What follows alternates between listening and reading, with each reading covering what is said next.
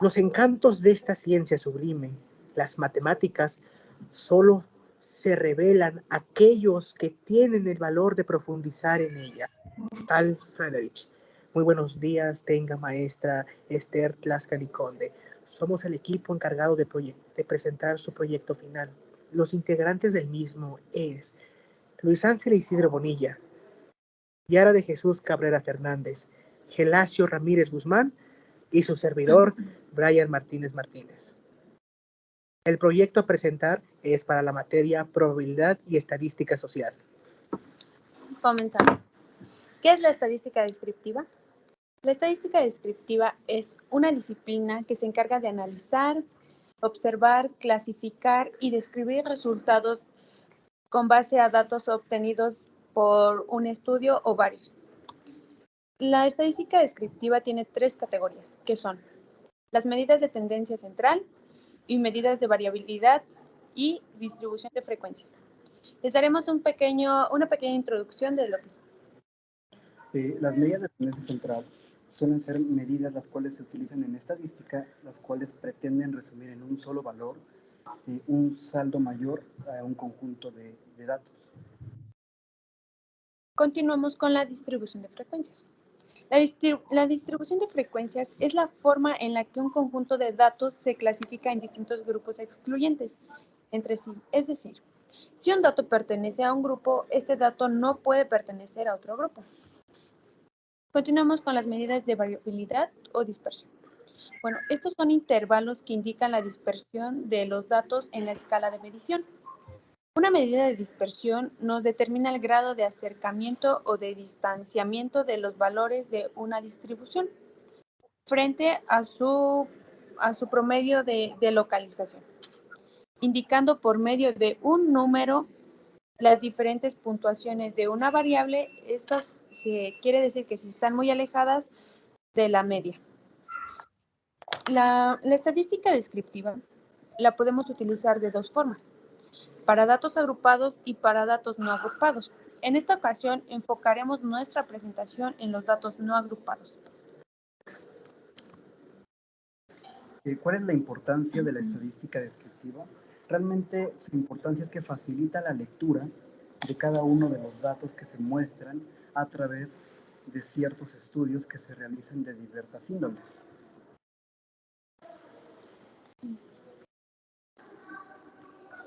¿Cómo se relaciona la estadística descriptiva en la ciencia política? Pues bien, en ciencia política nosotros manejamos distinta cantidad de datos provenientes de varias variables que se nos otorgan de distintas fuentes de información, ya sean censos nacionales, encuestas electorales, encuestas realizadas de forma particular. Que a base de este conocimiento, a base de esta materia, nosotros tenemos la facilidad para poder darles una interpretación y explicarlos ante la sociedad. ¿Ok? ¿Cómo se aplica la estadística descriptiva en la ciencia política?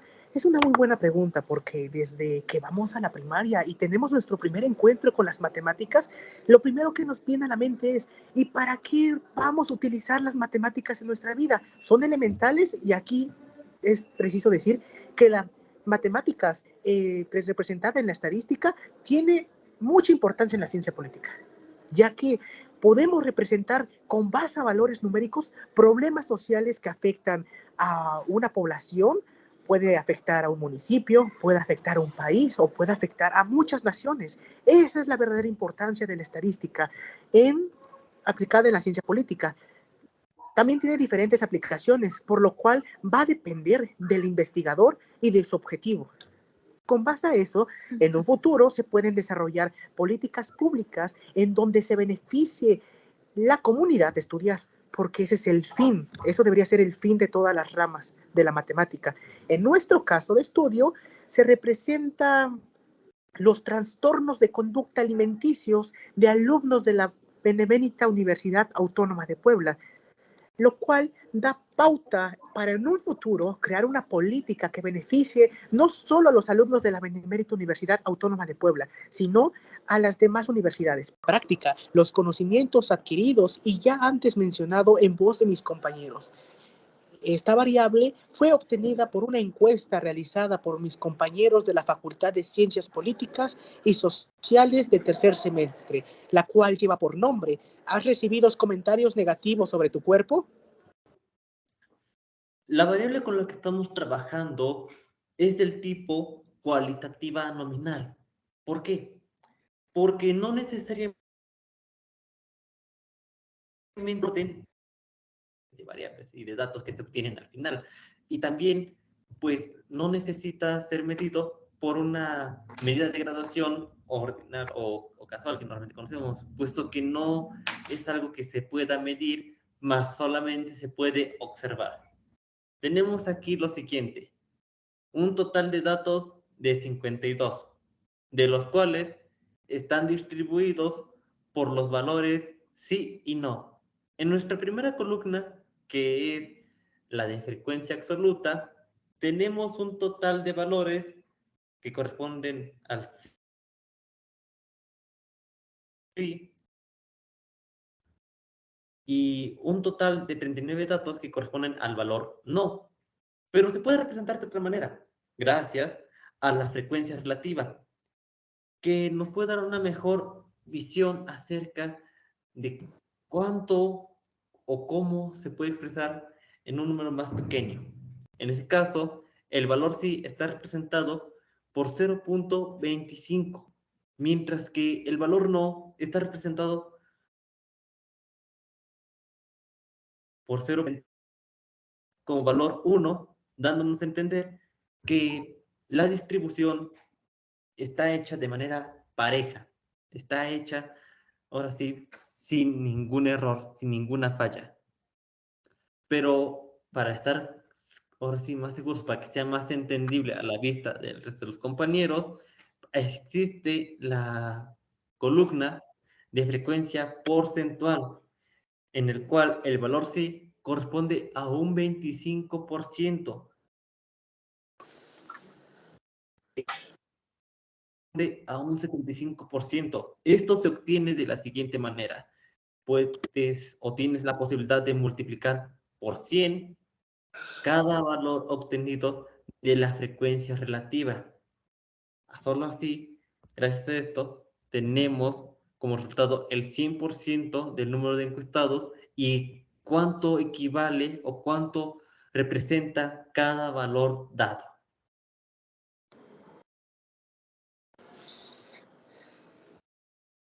Algo que comparte y tienen en común la frecuencia relativa, la frecuencia porcentual y la frecuencia real, es que las tres comparten algo que se le conoce como acumulado, porque en otra parte tenemos lo que es la frecuencia real acumulada, la frecuencia relativa acumulada y la frecuencia porcentual acumulada. Esto es el resultado de ir sumando las frecuencias de las observaciones de una población o muestra, que nos sirve para dar pauta a calcular el ángulo central. El ángulo central es de suma importancia si se desea graficar a la antigua, como se la ha conocido, y para eso necesitamos dos instrumentos que le han servido de mucha ayuda a la humanidad desde tiempos de Cristóbal Colón, inclusive anteriores, porque se han utilizado para la cartografía, y con eso me refiero al compás y al transportador. ¿Cómo calculamos el ángulo central? El ángulo central se calcula utilizando la frecuencia real, la frecuencia relativa. La frecuencia relativa se multiplicará por 365. ¿Por qué por 365? Porque 365 grados tiene un círculo y si queremos hacer una gráfica de pastel, es necesario multiplicarlo por esa cantidad. Una vez que sea multiplicada por esa cantidad, nos da el número de grados que se debe marcar dentro del círculo. Para eso necesitamos nuestro transportador, el cual nos dará la distancia de grados que tenemos que trazar. Y una vez trazada nuestros datos, nos dará el 100%, que es igual a 365 grados. A continuación se verá un ejemplo gráfico de una tabla, de una de una gráfica de pastel y de un gráfico de barras. Les Pero explico. antes de eso, es necesario entender o mostrar las medidas de tendencia central y las medidas de tendencia central son tres: media, mediana y moda. Mi compañera ya lo explicó anteriormente, pero ahora tengo que decir ahora sí, cuál es la media de esta variable. Bueno, tenemos como media el número 26. ¿Cómo se obtiene la media? Es muy sencillo. Se suma el número total de datos y entonces lo que hacemos es dividirlo entre la cantidad de valores que tenemos. Es decir, si son dos valores, entonces divido 26. La mediana se tiene que ordenar, ahora sí, de acuerdo al tipo de variable. Si es una variable cualitativa nominal, entonces no necesariamente tiene orden. Podemos dejarlo así como nos han llegado los resultados, porque como bien lo mencionamos, no se tiene la necesidad de ordenarlos, puesto que no son valores medibles, no son valores que se emitan a base de una graduación específica. Entonces, tenemos que en la posición número 26 se encuentra nuestro valor no. Pero ¿cómo se calcula la mediana? Bueno, cuando se trata de un número par, como es este el caso, pues básicamente se hace algo similar como con la media, pero no. Se trata de un valor impar, entonces lo que se hace es la siguiente fórmula. Mediana es igual a número total de datos más 1 sobre 2.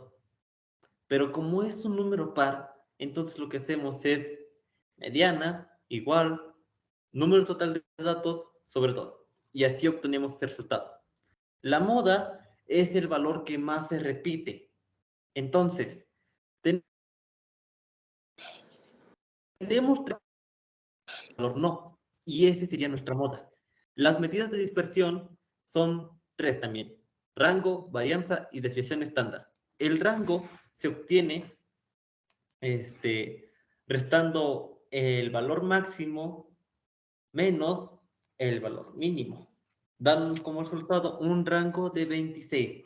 La varianza es un proceso quizás un poco más fácil, pues se sigue la siguiente fórmula. S al cuadrado es igual a la sumatoria del número total de datos a la media menos el valor que están ahí arrojados. Y así se le va haciendo con todos los datos que obtengamos de cada una de nuestras respuestas, obteniendo como, ahora sí, al final, elevándose al cuadrado para al final de realizarse la sumatoria de todos esos datos obtenidos y obtener 169 como resultado. La desviación estándar, pues es un proceso de nuestra varianza.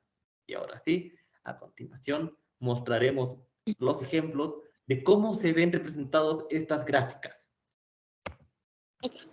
Continuamos con la gráfica circular. Bueno, la gráfica circular, como ya sabemos, nuestra variable es: ¿has recibido comentarios negativos sobre tu cuerpo? Y como podemos ver, el 75% de nuestros encuestados han dicho que no han recibido comentarios negativos, mientras que el 25% sí han recibido comentarios negativos. Que nuestra gráfica de pastel tiene los elementos formales, ya que cuenta con nombre, cuenta con datos y cuenta con lo más importante, la fuente de elaboración, la cual es elaboración propia con base al estudio de trastornos de condición alimenticia que fue elaborada por mis compañeros de la Facultad de Ciencias Políticas y Sociales. Claro que sí. La gráfica de barras justamente contiene igual grandes partes, como viene siendo la fuente, donde se obtiene la información, así como también un título, que es la representación gráfica de la variable. ¿Has recibido comentarios negativos sobre tu cuerpo? Bueno, primero que nada, cabe decir que prácticamente la gráfica de barras son gráficos que se componen por un eje X, pero también se componen por un eje Y.